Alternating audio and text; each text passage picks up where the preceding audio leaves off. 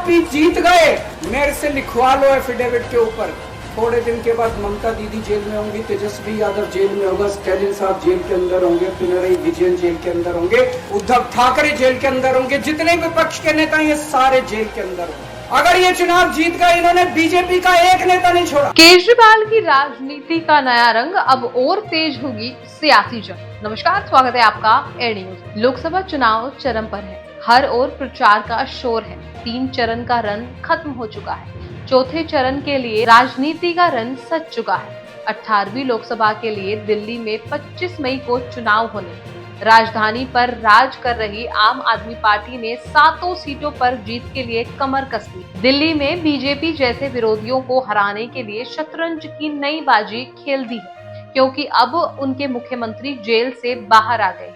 दिल्ली के सीएम अरविंद केजरीवाल को supreme court से बड़ी राहत मिली है। 50 दिन बाद दिल्ली के मुख्यमंत्री जेल से बाहर आए, वो फिर से अपने सियासी रंग में रंग गए हैं, चुनावी भाषा बोल रहे हैं, अपने सबसे बड़े विरोधी पीएम मोदी पर हमला कर रहे हैं। कह रहे हैं, आप सब लोगों के बीच वापस लौटकर मुझे बेहद खुशी हो रही है। हमें मिलकर अपने देश को तानाशाही से बचाना है। मैं अपनी पूरी ताकत से लड़ूंगा। मुझे देश के 140 करोड़ लोगों का समर्थन चाहिए। तानाशाह के अंदाज में तानाशाह से देश को बचाने की गुहार कर रहे केजरीवाल के निशाने पर थे प्रधानमंत्री मोदी। केजरीवाल ने यह भी कहा कि आम आदमी पार्टी को 10 साल हुए, 2 राज्यों में सरकार है, इसे कुचलने में और खत्म करने में प्रधानमंत्री ने कोई कसर नहीं छोड़ी। एक साथ हमारी पार्टी के टॉप 4 नेता मनीष सिसोदिया, सत्येंद्र जैन, संजय सिंह और मुझे जेल भेज दिया गया। उन्होंने सोचा पार्टी खत्म हो जाएगी, लेकिन आप एक सोच है,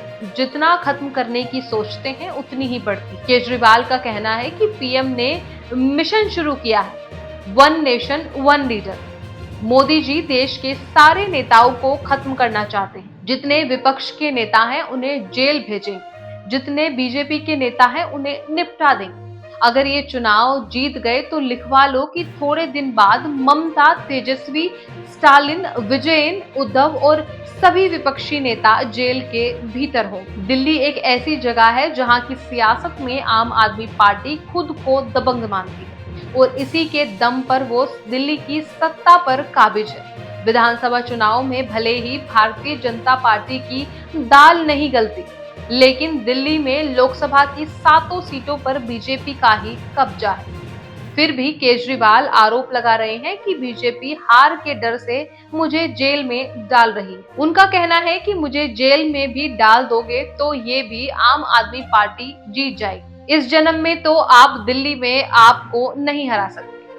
आपको हराने के लिए आपको दूसरा जन्म लेना पड़ेगा। 39 दिन तिहाड़ जेल में रहने के बाद अंतरिम जमानत पर बाहर आए दिल्ली के सीएम अरविंद केजरीवाल ने पार्टी ऑफिस से पहला चुनावी भाषण दिया।